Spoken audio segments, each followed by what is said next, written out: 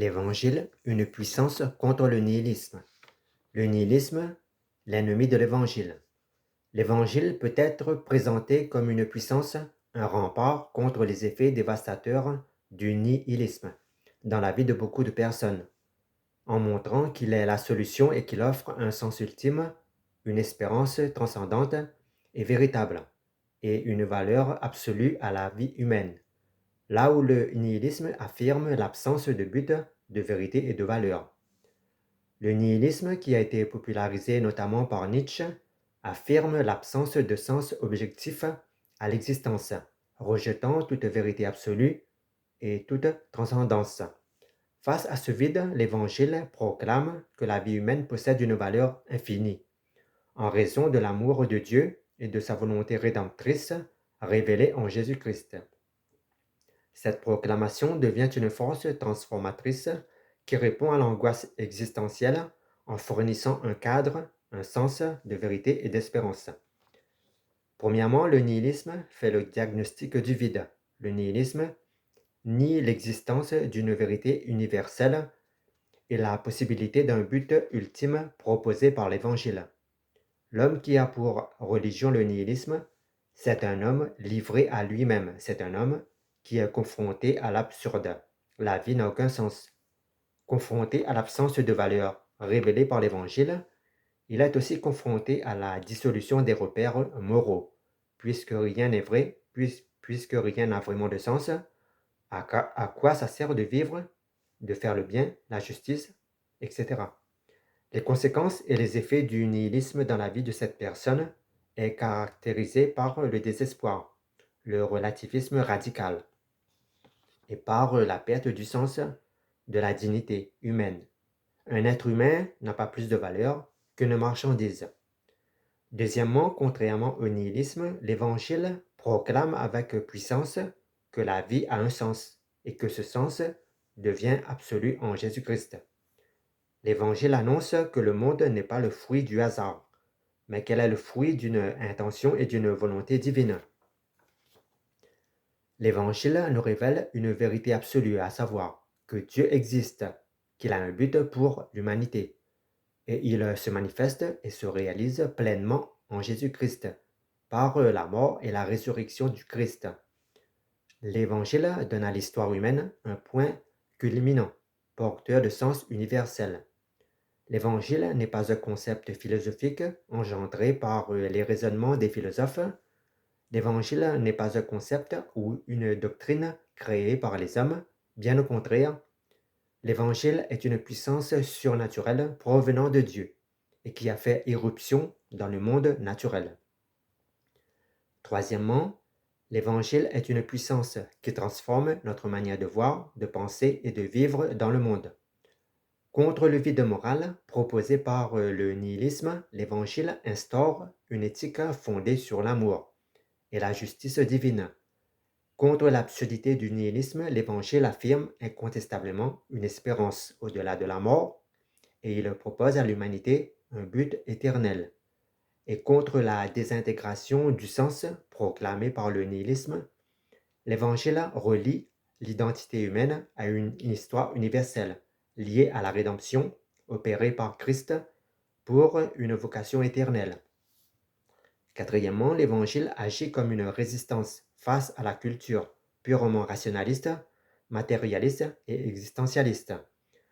L'Évangile, à la dissolution des valeurs, il offre une vision stable et cohérente de l'homme, de sa nature, de sa condition et de son but.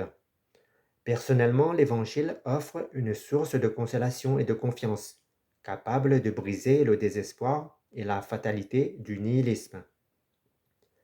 L'Évangile n'est pas une idée ou un concept inventé. L'Évangile est une puissance vécue et expérimentée par la foi, et non par la raison seule.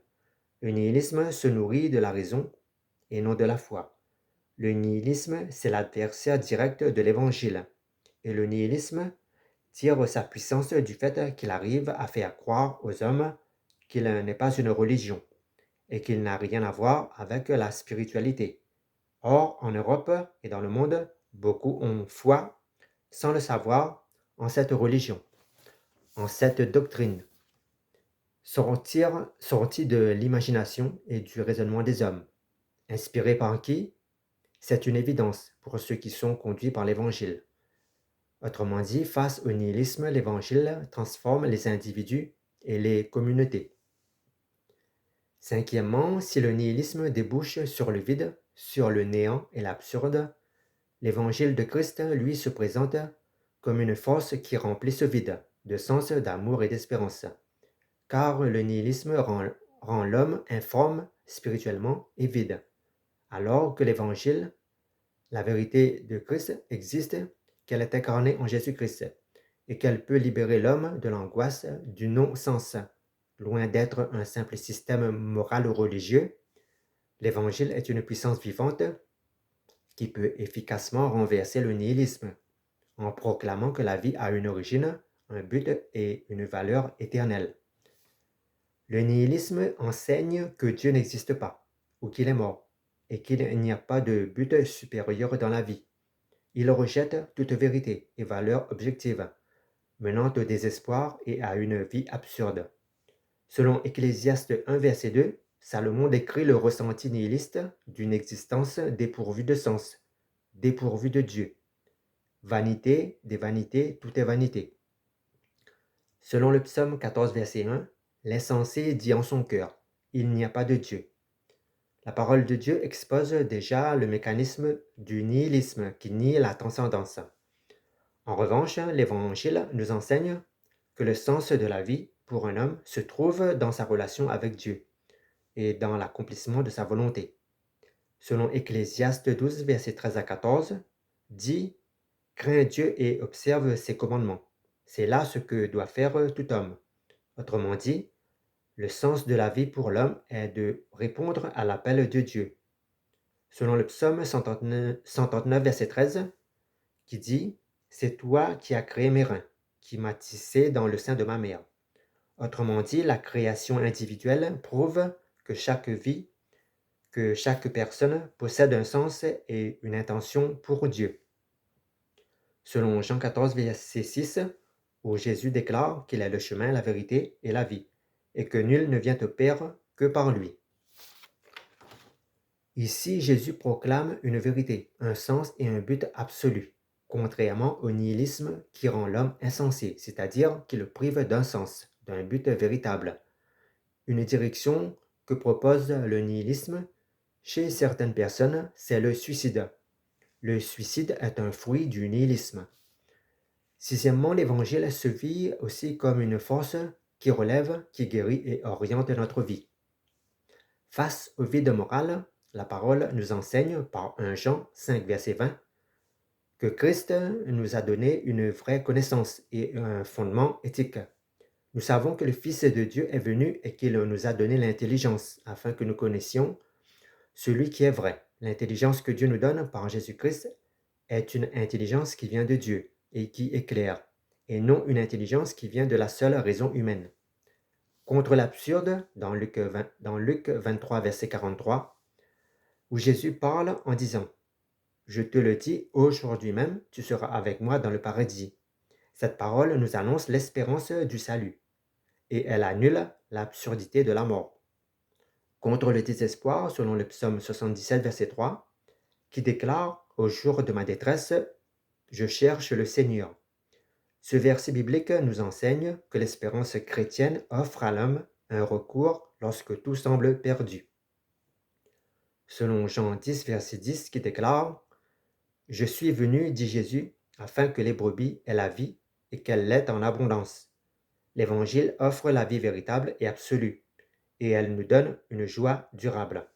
Et selon le psaume 73, verset 25, qui dit « Au ciel, qui me viendra en aide, sinon toi, et ici-bas, que désirer puisque je suis avec toi. » Ce verset nous enseigne que la présence de Dieu dans notre vie nous donne de la stabilité et un sens que la religion du nihilisme ne peut offrir. Conclusion, là où le nihilisme laisse l'homme dans le néant, l'Évangile au contraire proclame la valeur absolue de l'être humain. Dieu déclare que l'homme est une créature si merveilleuse. L'Évangile proclame l'espérance victorieuse et une vie incarnée en Jésus-Christ. La prédication de l'Évangile, donc, est une antidote contre le nihilisme. Selon Jean 11, verset 25, Jésus déclare: « Je suis la résurrection et la vie. Celui qui croit en moi vivra, quand même il serait mort. » Donc, ne doutons pas que notre vie a une valeur inconditionnelle pour Dieu.